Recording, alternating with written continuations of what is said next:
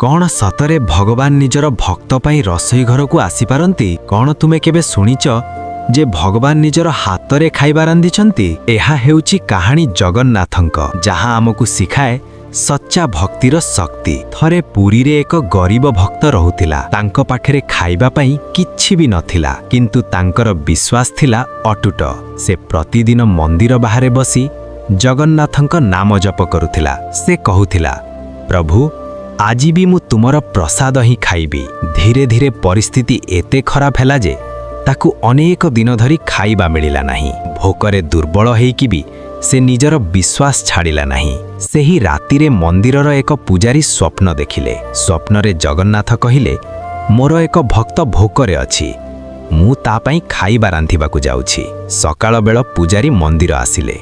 देखिबे कि रसोई घररे ताजा प्रसाद तैयारी हेइछि, किंतु केही भी रांधे नथिला। सेही समय रे से गरीब भक्त भी सेठी आसिला। और जेबे से प्रसाद खाइबा आरंभ कला, तांकर आखिरु लुह चली आसिला, कारण से बुझीगला एही खाइबा निजरे जगन्नाथ तांको पई बनेइछंती।